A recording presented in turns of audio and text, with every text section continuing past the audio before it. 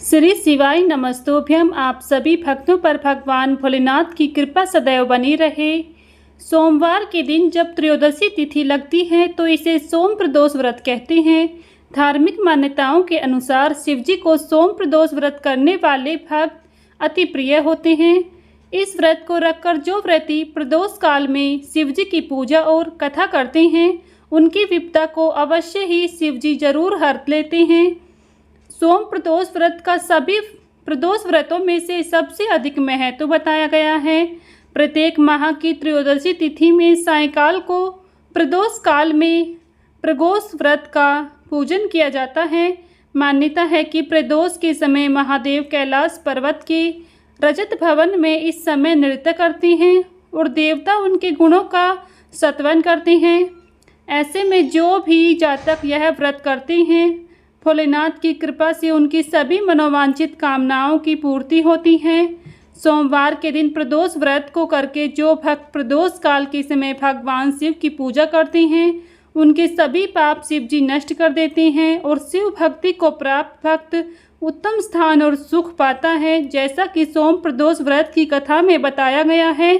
इसलिए आज के इस वीडियो में आप सभी सुनेंगे सोम प्रदोष व्रत की कथा। आप सभी श्रोतागण इस व्रत कथा को प्रेम पूर्वक और श्रद्धा भाव से सुने। आप सभी की मनोकामनाएं भगवान भोलेनाथ अवश्य ही पूर्ण करेंगे। कथा को शुरू करने से पहले अगर आपने हमारे चैनल को अभी तक सब्सक्राइब नहीं किया है तो प्लीज़ चैनल को सब्सक्राइब कर लें, जिससे आप सभी को हिंदू धर्म से जुड़े सभी व्रत और त्योहारों की वीडियो समय समय पर देखने को मिलेंगी। आइए प्रेम और श्रद्धा भाव से सुनते हैं सोम प्रदोष व्रत की कथा, जिसको सुनने से भगवान भोलेनाथ की अति कृपा भक्त पर होती है। प्रेम से बोलिए भगवान भोलेनाथ की जय, माता पार्वती की जय। सोम प्रदोष व्रत की कथा के अनुसार एक नगर में एक ब्राह्मणी रहती थी। उसके पति का स्वर्गवास हो गया था। उसका अब कोई आश्रयदाता नहीं था, इसलिए प्रातः होते ही वह अपने पुत्र के साथ भीख मांगने निकल पड़ती थी। भिक्षाटन से ही वह स्वयं व पुत्र का पेट पालती थी। एक दिन ब्राह्मणी घर लौट रही थी तो उसे एक लड़का घायल अवस्था में कराता हुआ मिला। ब्राह्मणी दयावश उसे अपने घर ले आई। वह लड़का विदर्भ का राजकुमार था। शत्रु सैनिकों ने उसके राज्य पर आक्रमण कर उसके पिता को बंदी बना लिया था और राज्य पर नियंत्रण कर लिया था, इसलिए इधर उधर भटक रहा था। राजकुमार ब्राह्मण पुत्र के साथ ब्राह्मणी के घर रहने लगा। तभी एक दिन अंशुमति नामक के गंधर्व कन्या ने राजकुमार को देखा तो वह उस पर मोहित हो गई। अगले दिन अंशुमति अपने माता पिता को राजकुमार से मिलाने लाई। उन्हें भी राजकुमार भा गया। कुछ दिनों बाद अंशुमति के माता पिता को शंकर भगवान ने स्वप्न में आदेश दिया कि राजकुमार और अंशुमति का विवाह कर दिया जाए। उन्होंने वैसा ही किया। ब्राह्मणी प्रदोष व्रत करती थी। उसके व्रत के प्रभाव और गंधर्व राज की सेना की सहायता से राजकुमार ने विदर्भ से शत्रुओं को खदेड़ दिया और पिता के राज्य को पुनः प्राप्त कर लिया। आनंद पूर्वक रहने लगा। राजकुमार ने ब्राह्मण पुत्र को अपना प्रधानमंत्री बनाया।